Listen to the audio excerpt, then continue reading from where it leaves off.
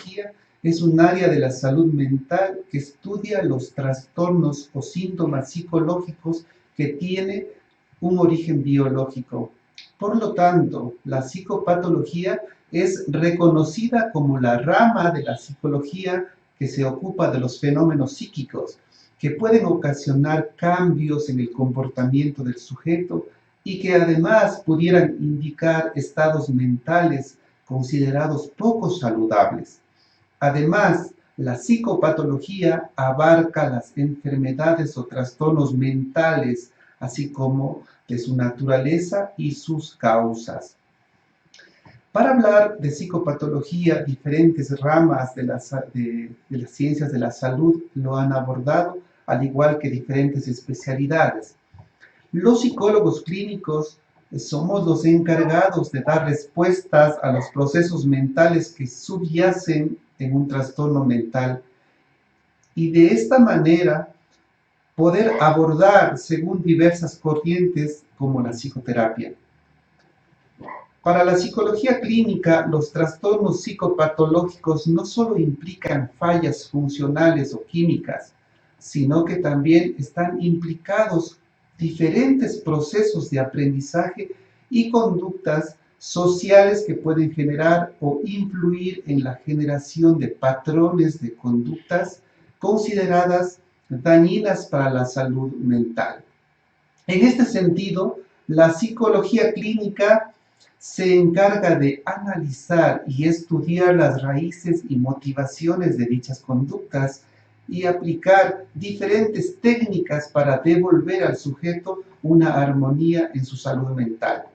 Según las diferentes perspectivas que son estudiados los diferentes trastornos psicopatológicos, cuyos tratamientos radican en el principal objetivo, que es la modificación de la conducta considerada enferma, no saludable o fuera de los parámetros comunes.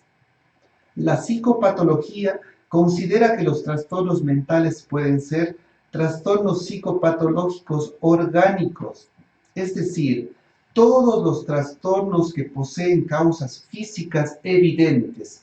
Podemos hablar y podemos enumerar varios.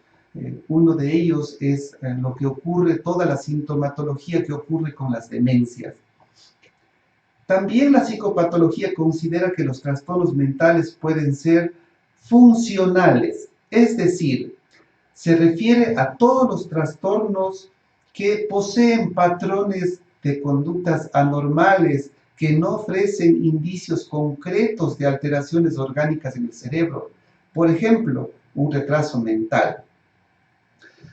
Para hablar de psicopatología debemos referirnos a criterios de normalidad y anormalidad, los diferentes criterios diagnósticos que traen las entidades como el CIE-10 y el DSM-5, pues consideran criterios de anormalidad, y para explicar estos criterios nos referimos a estos como tratar de explicar aquellas conductas que no cumplen con los parámetros normales dentro de una sociedad. ¿A qué denominamos entonces normalidad y anormalidad? La psicopatología determina la normalidad de una conducta valiéndose de criterios evaluativos. Uno de ellos pueden ser los signos o señales observables que se salen de la norma social.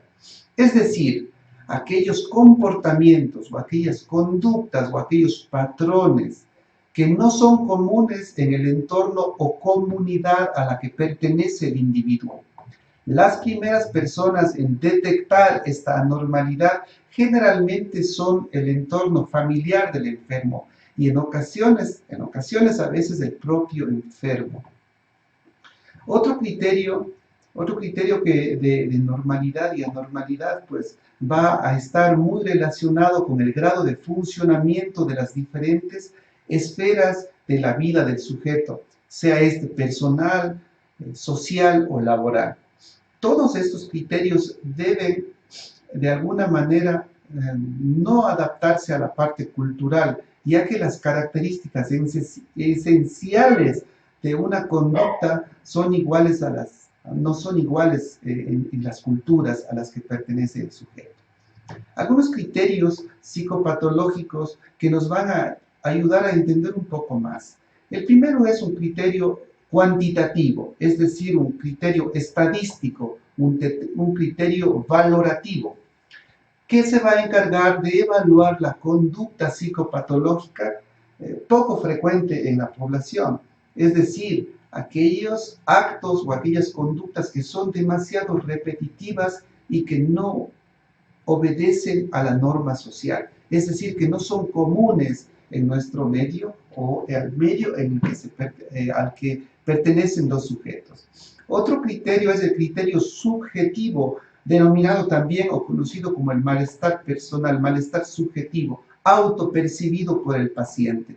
La base de este criterio de normalidad radica en la queja, el malestar infelicidad del sujeto que desarrolla el comportamiento.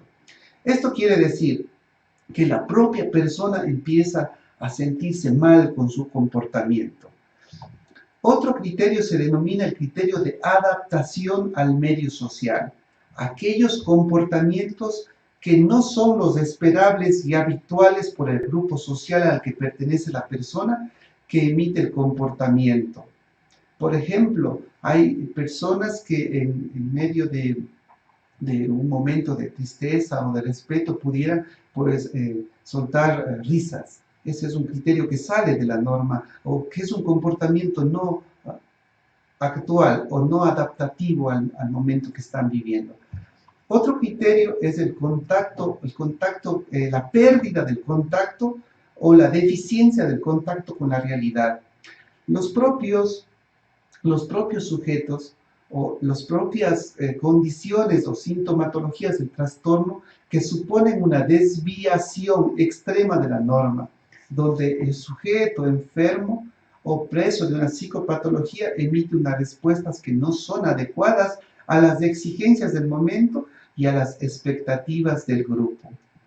Otro criterio es el malestar en el observador. Es decir, aquellas personas que conviven con esta persona, aquellas personas que pueden estar en su trabajo, en su familia o en un grupo social, se refiere a una serie de conductas realizadas en público y que socialmente no son aceptadas, no son comunes, ¿sí? Y finalmente, pues vamos a abordar un criterio de normalidad que marca la psicopatología, es el criterio biológico, que hace referencia a todas las conductas psicopatológicas como las alteraciones o disfunciones del proceso biológico que se sustentan. Junto a este criterio no debemos descartar la influencia de otros factores como los psicológicos y los factores sociales. De pronto, algún sujeto o el paciente está cursando algún cuadro de tristeza o de malestar o una pérdida y puede, pues, de alguna manera desarrollar una psicopatología.